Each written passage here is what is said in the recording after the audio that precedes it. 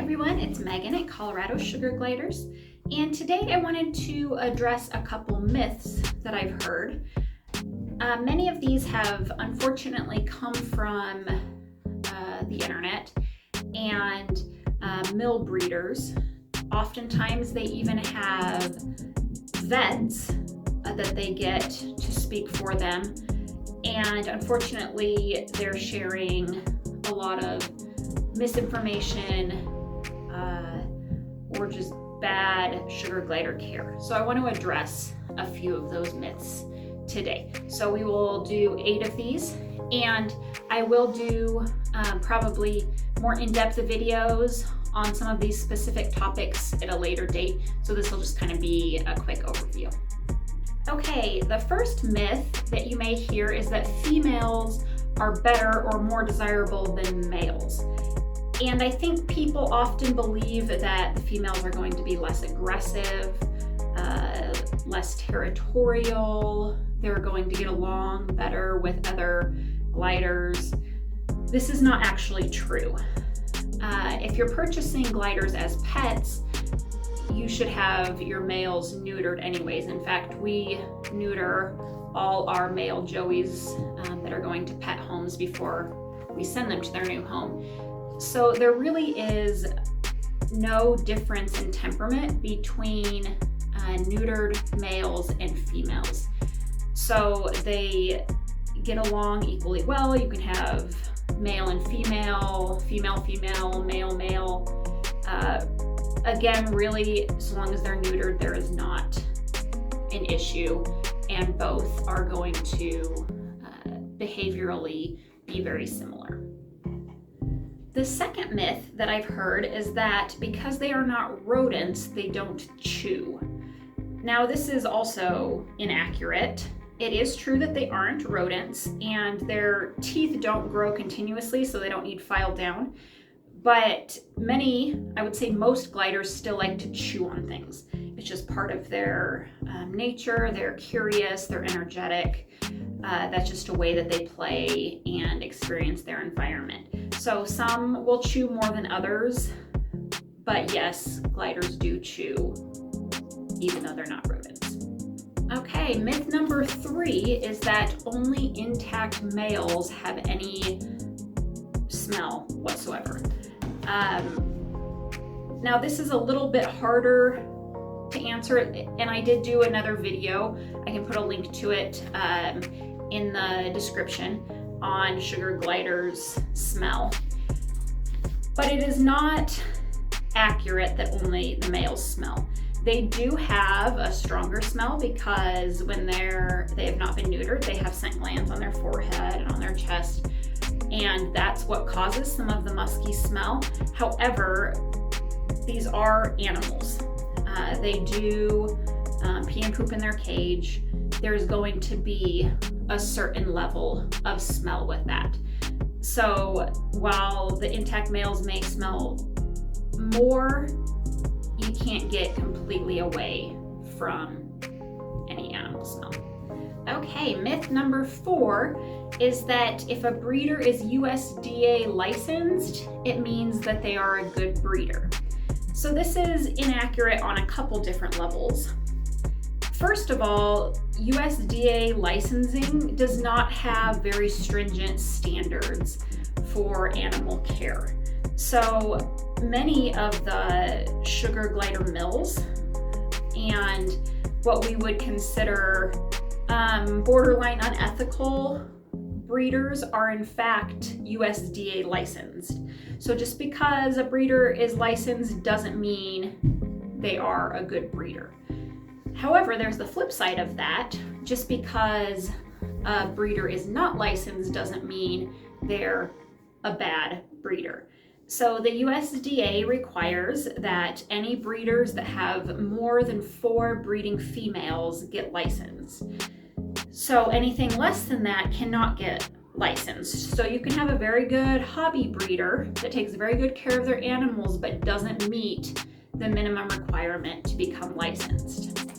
We are in fact right now in the middle of getting licensed because when we started out we were below that minimum number and have now jumped up and are getting our license. But again, you can't go just by USDA licensing as far as if someone is a good or bad breeder. You really need to ask questions about diet and housing, socialization, lineage, things like that to determine good breeder or not. All right, myth number 5 is that only scared or unbonded sugar gliders will bite. So when it comes to biting, there's a couple different things to consider. Most of what we consider biting is just nipping. They're just tasting your fingers. Maybe there's some snack on your fingers. Maybe they're testing you. But it's not generally a hard bite. And really one of our gliders that is the most bonded to us is probably our biggest nipper. We kind of let him develop a little bit of a bad habit there. But it's not aggressive, mean biting. It's more of tasting and nipping. Now, that being said, I've only gotten bit really hard once, and that was because I made a foolish mistake and tried to break up 2 sugar gliders that were fighting, and that resulted in getting bit and blood being drawn. Now normally, besides that, they never draw blood when they bite. It's, maybe leave a little mark, but again, usually it's just that kind of lick and then a tiny little nip. So any sugar glider can do this, not just scared or unbonded ones. There are some tips to help with that biting. One thing that we have started doing, perhaps a little late with our nipper, is just blowing in their face when they bite you. It just gives them, it doesn't harm them, but it gives them a little bit of an unpleasant feeling that they don't like and causes them to stop that behavior. So just understand that these are animals that are normally wild animals. I mean, they're exotic animals, and you probably are going to get nipped some by having them.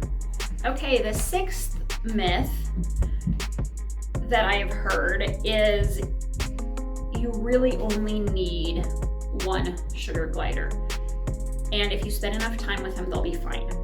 I've heard this in videos by veterinarians that have been hired by some sugar glider mills. This is out there a lot, and I think people sometimes think, breeders just want you to buy more than 1. They just want to make more money, so they're telling you have to have 2. This is not true. Sugar gliders are incredibly social. They sleep together in hollows or pouches. You just have small pouches, and they'll all be huddled together in there. They play together at night. Sugar gliders that are lone gliders have been known to have a lot of health issues, such as over grooming caused by depression and boredom. Now there are the certain instances, I'm sure, where there's a sugar glider that just can't get along with other gliders, or just happens to kind of be a recluse and likes being on its own, but know that is not the norm. So really, for the welfare of these animals, you need to have at least 2 sugar gliders for them to be happy and be able to live a long and healthy life.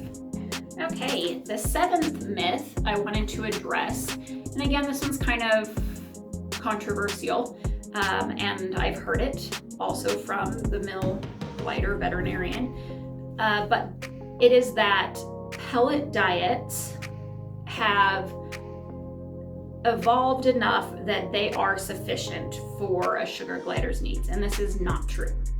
Now, most diets, including the one we use, the pet glider diet, does incorporate pellets into its diet, but that's really as a supplement. That's if they finished their fresh food diet and are still hungry. It just kind of gives them a little something extra, but that can't be the primary diet. In the wild, they eat, nectar and insects and fruits and leaves and vegetables and all these things, and so they really need variety. So giving them a diet such as the pet glider diet, TPG, there's the BML diet, there's a couple other good ones out there that call for protein and a variety of fruits and vegetables, some pellets, calcium, vitamins is really important. So when you're looking for a diet, make sure that you find something that incorporates a lot of variety and the vitamins, because one of sugar gliders' primary issues that they can have, health issues, is calcium deficiency, and it can lead to hind leg paralysis and a lot of other things. And because of that, it's very important that they have a well-balanced, well-researched diet. Okay, the 8th myth that I'm going to address today, that I also saw, consequently, from the Mill Glider veterinarian video, is that sugar gliders can be potty trained. Now, in this particular video, I believe that this was told because they want to make sugar gliders sound like they're really easy pets. In reality, that's not true. Now, they're not the most difficult pet, but they are also not super low maintenance. I do have videos on, are they low or high maintenance? Is a sugar glider right for you? So check those out if you're curious. But as far as potty training, it also stated in the video that because they can be potty trained, they will never pee or poop on you. And this is just not true. Now, what I will say is they do have behaviors and patterns that they follow. So generally when they first wake up at night is when they pee and poop the most. So if you're wanting to get them out and play with them, give them, 10-15 minutes in their cage after they wake up, and they can eliminate most of that in their cage, and they're going to be a lot less likely to go on you.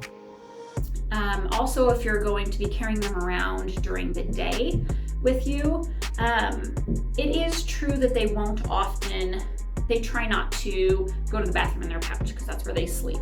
So you can carry them in a pouch or in your pocket without accidents generally, so long as you can give them, a break every couple hours, someplace to go to the bathroom, so that they don't have to go in their pouch.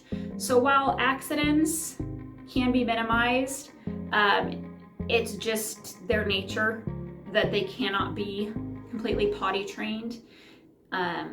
So if this is a concern to you, I consider, I would do a little more research on that, think through that. All right, I hope this was helpful to you. If you could give me a thumbs up, I'd appreciate it. And go ahead and subscribe and hit the bell icon, and you will be notified next time we do videos. If there's any myths you've heard that you're curious if they're true or not, or you would like to help debunk, go ahead and post them down in the comments. I'd love to hear that. And as always, if you have any questions or comments about other things sugar glider related, drop me a comment or send me a message, and I'd love to talk to you. Thanks.